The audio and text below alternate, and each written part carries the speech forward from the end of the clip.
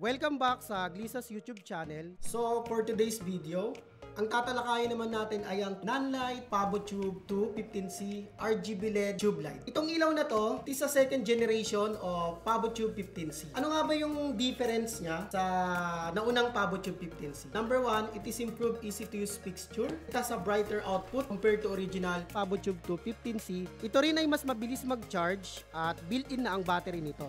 At pwede mo rin itong i-charge ng 1 hour and 10 minutes faster than the previous generation. Improvements includes also seamless diffusion, green magenta shift by positive negative 150, has also Bluetooth and 2.4 GHz for wireless control. Can also be controlled by DMX or RDM. And last but not the least, yung ilaw na to ay meron ng smaller end caps yun sa dulo to minimize the distractions or nerve prey whenever meron kang shoot. Ano ba yung features ng ilaw na to? So, this Nanlite PavoTube 215C, it is a 2 feet in length and nasa power rating of 30 watts. Meron itong input na 100 to 240 volts AC. Pag naman DC, siya ay 15 volts. Tas a CCT range of 2,700 Kelvin to 7,500 Kelvin. Meron din siyang RGB color modes, built-in diffuse and built-in dimmer na 0 to 100%.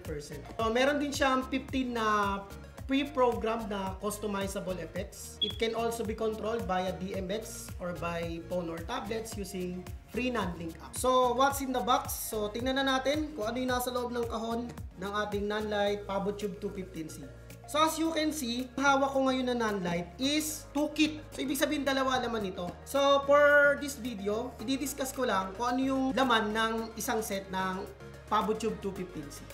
So buksan na natin yung box natin. So let's do the unboxing.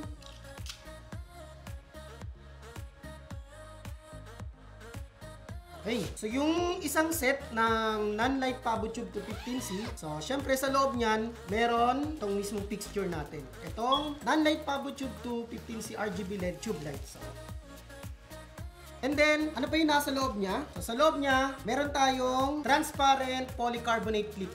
So yan. And then, meron tayong dalawang steel safety wire. And then, meron tayong power cable, power adapter, warranty card. And of course, syempre, itong case natin, itong case ng ating Nanlite. Unbox na natin kung ano yung laman ng isang set ng ating Nanlite PavoTube 215C RGB LED.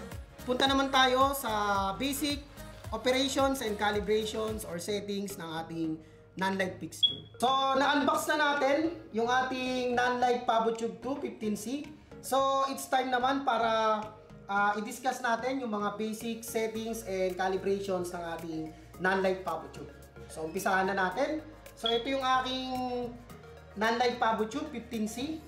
Okay, so ikakabit ko na siya sa ating transparent polycarbonate clip na hinanda ko dito. So, ayan. I-clip lang natin siya sa may ating light stand. And so, it's time naman para ikabit natin yung ating power supply. So, syempre, gagamitin ko yung kanyang power adapter. So, ito nga palang power adapter niya. Meron tong specifications na AC input of 100 to 240 volts and DC input of 15 volts. So, barrel jack din siya. So, ikabit na natin siya dito sa side na to. So, nakalagay na DC 15V. Yan. So, dito natin ikakabit yung ating power supply. Okay, so pag kinabit mo yan, makikita mo kaagad yung indicator na nagcha-charge siya. And then, syempre, para mabuksan natin yung ilaw, nandito yung ating switch. Syempre, on lang natin yan para bumukas yung ilaw. So, bumukas na yung ating Nanlite PavoTube. So, simulan na natin i-discuss yung mga basic settings and calibrations ng ating Nanlite. Etong part na to, meron tayong mga knobs dito. And dito, sa part na to, meron naman tayong buttons. So, yan lang yung mga yan lang yung pinaka-interface or controls ng ating Nanlite. Itong knobs na to, ano ba yung gamit dito? So, itong banda sa malapit sa akin, ito yung ating pang fine-tuning or pang calibrate natin mismo. Kahit anong settings na ginagawa natin. Halimbawa, dimming, o kaya yung hue or yung saturation. Halimbawa, ito yung dimmer. So, itong knobs na to, siya yung pang fine-tuning mo. Ayan o. Tulad yan, nagdadagdagan yung value ng ating dimmer. So, ano yung gamit ng isang knob? So, itong isang knob na to, ito yung pang natin, pang navigate. So, yung pang select natin. So, halimbawa, ito. nasa DIM ako ngayon, mapupunta ako sa U. So yun lang yung gamit ng knobs na yan. So dito, punta tayo dito sa may buttons naman. So may makikita ka dyan, buttons, mode, and lock. So normally, ang ginagamit natin dyan, yung mode lang. So pag pinindot natin yung mode, meron tayong effect, meron tayong menu, CCT, and then yung HSI nga na napuntaan natin. Discuss muna natin yung tungkol sa menu. So sa menu, pag pinindot mo yung mode na yan, napunta ka sa menu, so makikita mo dyan yung channel, yung Bluetooth. So sabi ko nga, itong knobs na to, from the channel, Bluetooth, so down tayo sa, yan, sa DMX mode, DMX reduce, and then DMX dimming curve, DMX smoothing. Itong menu na to, more on DMX control to. Pero syempre makikita rin natin under menu yung firmware update, language, and then yung version. So yan lang yung laman ng menu natin. So syempre nakikita nyo, di ba? May parang highlight siya. So ito lang yung gagamitin natin, pang calibrate or pang fine tuning natin. Kung kailangan lang. Under menu, so punta naman tayo sa CCT. Yung CCT o yung color temperature natin. Gamitin ulit natin yung itong knob control natin na to na pang navigate. So punta muna tayo sa may dimming. So yung dimmer natin, as you can see, so ito yung pang navigate natin, itong knob na to. So ito yung pang fine tuning natin. So kung titignan nyo yung dimming natin, from 0% to maximum of 100%. Siyempre, yung pinaka color temperature natin, i-navigate lang natin ulit. Okay? So select natin yung CCT. So yung pinaka minimum natin is 2,700 Kelvin to 7,500 Kelvin. So yan yung range ng ating color temperature. So siyempre, yung tinatawag natin na green magenta shift, itong G/M na to, papakita ko lang sa inyo, mabilisan. Kaya meron selection of, yan, negative 150 to positive 150. So, yan yung range ng ating green magenta shift. So, siyempre, dapat 0 lang yan. Depende na lang yan sa color na hinahabol mo. Most of the time, dapat naka-0 yan, yung green magenta shift niya. So, next natin, after ng CCT, puntahan naman natin yung tinatawag nating HSI, or stands for U, saturation and intensity. Under HSI, so nandiyan naman yung dimmer, U, tsaka saturation. Etong knob na to, ito yung pang navigate natin yan. Tatlo lang naman yan. Okay? Intensity, U, tsaka saturation.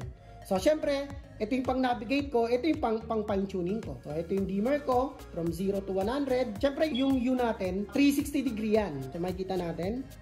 Ayan. Yan. Up to 360 degree yan yung U natin. Right? So, syempre, ang pinaka-minimum niya yung 0. Okay? So, iikot lang natin ha. Mabilisan lang. Yan yung range ng ating U.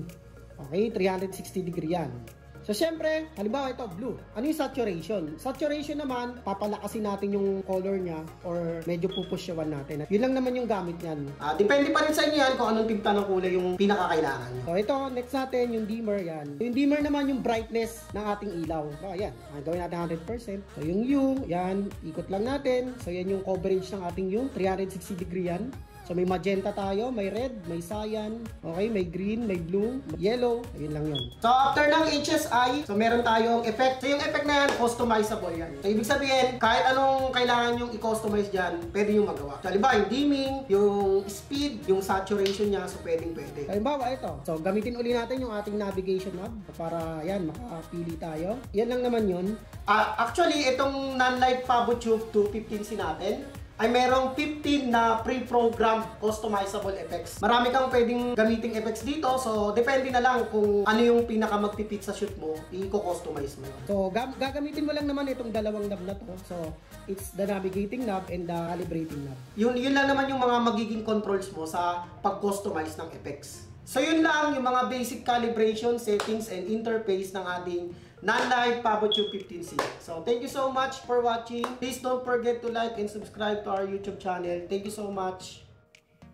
If you would like to rent this or any of our other equipment, feel free to contact us at info@gleesus.com or any of the numbers on your screen. You may also check our equipment list at avstudioservices.com. Please don't forget to like, subscribe, and ring the notification bell. Thank you for watching!